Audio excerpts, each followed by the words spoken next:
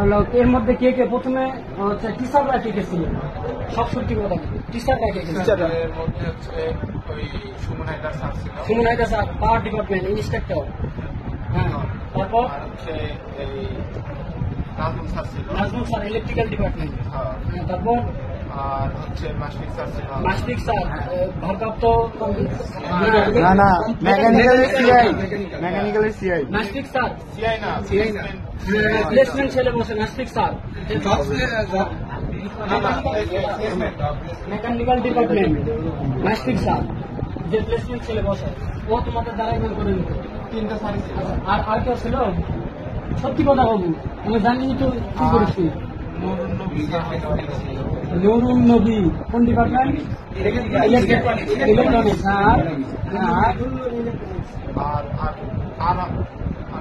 আর কেউ ছিল না? আচ্ছা প্রিন্সিপাল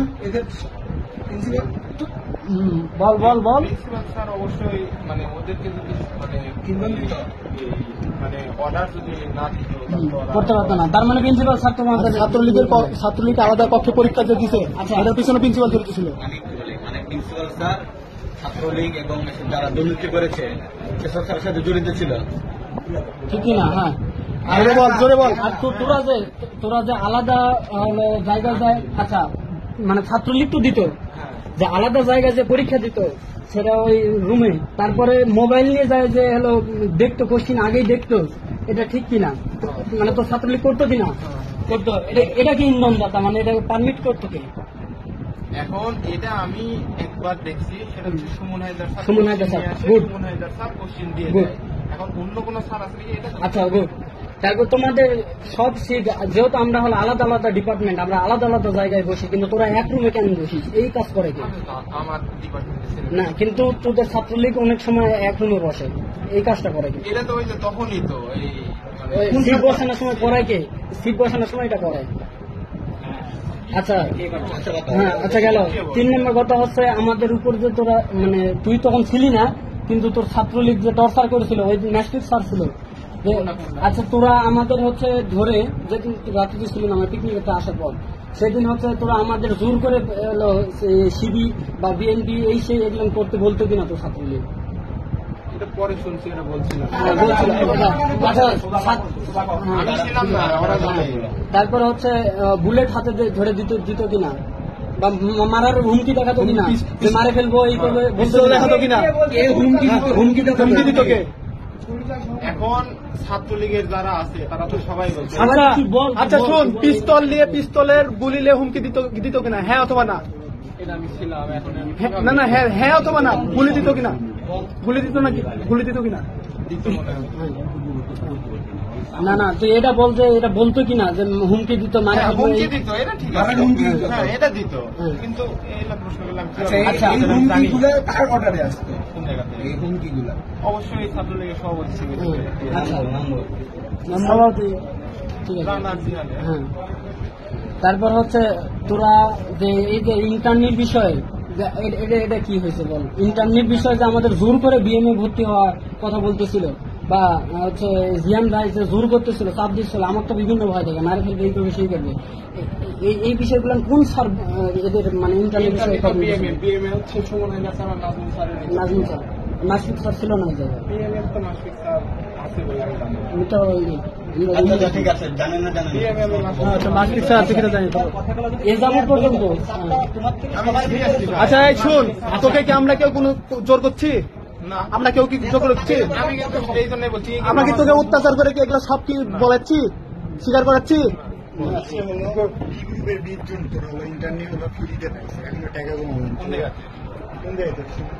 হ্যাঁ, বেসরকারিতে ফ্রিতে। আমি বলে ওই যে দেওয়ান আমার এই যাবৎ পর্যন্ত কলেজে কয়টা মেয়েকে তোমরা নির্যাতন করছেন কত? মানে তোর জানা মতে কয়টা করেছে? কে কে তুই না জানলে তোর জানা যেগুলো আছে মতো সুবাদ বলতে, আছে। এই যে রাকিব তখন আমাকে বললো যে বিষয় হচ্ছে ওই যে এই 2 তালাতে, 3 তালাতে হচ্ছে বিভিন্ন রাকিব ভাই, 2306 নাম্বার রুম। এরা মেয়ে নিয়ে বসতো, আমার জানা মতে এরাই বসতো। মানে আরেকবার নামগুলো বল। নামগুলো বল। মেয়ের নাম আমি জানি মেয়ে না, না। ছেলেদের নামগুলো বল। রাকিব ভাই, ফারদিন, সভাপতি রাজ না? তারপর তারপরে হচ্ছে এই সেক্রেটারি কেউ বলতে নাকি আমি জানি না। তারপরে ক্লাস ঠিক আছে বরাবর ক্লাসের মধ্যে থেকে যে ছেলেকে বাড়িতে নিয়ে যায় মানে এই পাওয়ারটা তোমাদের দিল কে? এটা তো অবশ্যই ছাত্রলীগ তখন ক্ষমতা ছাত্রলীগ ছিল, তার জন্য ছাত্রলীগের কোন টিচারের সহায়তা বের করতো? টিচার কিছু বলতে আসলে তো টিচারেকেও কিছু ইয়ে করতে না। টিচারকে মারধরের হুমকি দেখাতো তো। আর যে ইন্টারনেট বিষয়ে যে টাকা গুলান এগুলো আত্মসাৎ করেছে কে?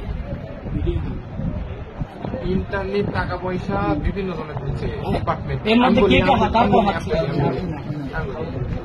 ইন্টারনেট টাকা পয়সা বিভিন্ন ধরনের দিচ্ছে। তুই মনে করে দেখ। যে দেখা যাচ্ছে আমার ডিপার্টমেন্ট মেকানিক্যাল দেখা গেল আমি বললাম তোর ডিপার্টমেন্ট হচ্ছে সিভিল 320 আর ডিপার্টমেন্ট হচ্ছে ইলেকট্রনিক্স ওই 14।